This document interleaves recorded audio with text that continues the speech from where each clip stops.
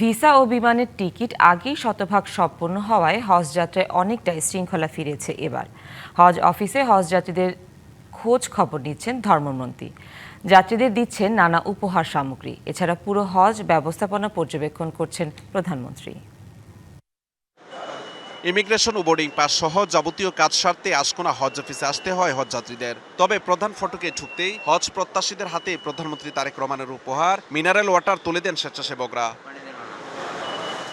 আগের বছরগুলোতে হজ ব্যবস্থাপনা নিয়ে ছিল নানান অভিযোগ। তবে চলতি বছরের প্রত্যাশিত সময়ের আগেই ভিসা আর বিমানের টিকিট হয়ে যাওয়ায় নিশ্চিন্তে সৌদি যেতে পারছেন হজযাত্রীরা। হজযাত্রা শুরুতে হজ ক্যাম্পের মশার উপদ্রব থাকলেও ধর্ম মন্ত্রণালয়ের নানান উদ্যোগে পরিস্থিতির উন্নয়ন ঘটেছে। এতে খুশি হজযাত্রীরা। ধর্মমন্ত্রী একবার সর্বশেষ জনাব তারেক রহমান, সে যে এই উদ্যোগটার জন্য আমি ধন্যবাদ জানাই। আমাদের ওয়েলকাম করলো, আমাদের টলি নিয়ে গেল, তারপর আমাদের আপ্যায়ন করলো।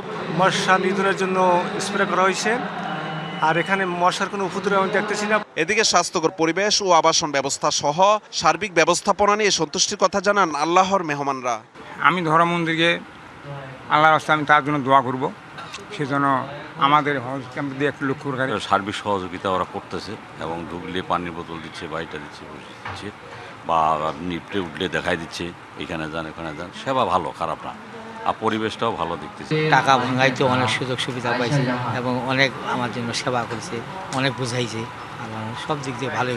কোন রকম হয়রানি আর ভোগান্তি ছাড়াই যেন হজযাত্রীরা সৌদিতে গমন করতে পারে সেই লক্ষ্যে কাজ করছে সরকার। দুটি মশার মেশিন এবং ওষুধ কর্মীসহ দিয়ে তিনি মশা যাতে নিধন করা সম্ভব হয় দ্রুত, সেই পদক্ষেপ নিয়েছে। উনি নিজের উদ্যোগে, নিজের অর্থায়নে উনি দুটি র্যাপিং মেশিন দিয়েছেন। হজযাত্রীদের জন্য 1 লক্ষ বোতল পানির ব্যবস্থা এখানে করেছেন।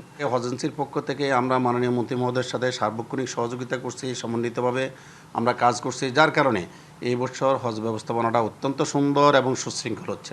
হজযাত্রীদের সেবার কাজ করছে বেশ কয়েকটি স্বেচ্ছাসেবী সংগঠন। পাশাপাশি সরকারের তরফ থেকেও নেওয়া হচ্ছে খোঁজ খবর। মন্ত্রী মহোদয় নির্দেশনা দিয়েছিলেন যে হজযাত্রীদের প্রত্যেককে হজ ক্যাম্পের পোর্টসে রিসিভ করতে হবে এবং তাদের লাগেজ যেন বহন করতে অনেক ক্ষেত্রে দেখা যায় তাদের লাগেজটা উপরে উঠাতে কষ্ট হয়, তাদের জন্য এই কষ্ট তাদের না করতে হয়, সেই জন্য ডেডিকেটেড হজ সেবক টিম কিন্তু নিয়োগ করা হয়েছে। তিনি কিন্তু গভীর রাত পর্যন্ত হজ ক্যাম্পে অবস্থান করে হজযাত্রীদের সকল সেবার কিন্তু উনি নিজে তদারকি করেন এবং তিনি নিজে ফ্রন্ট থেকে কিন্তু এই নেতৃত্ব দিচ্ছেন।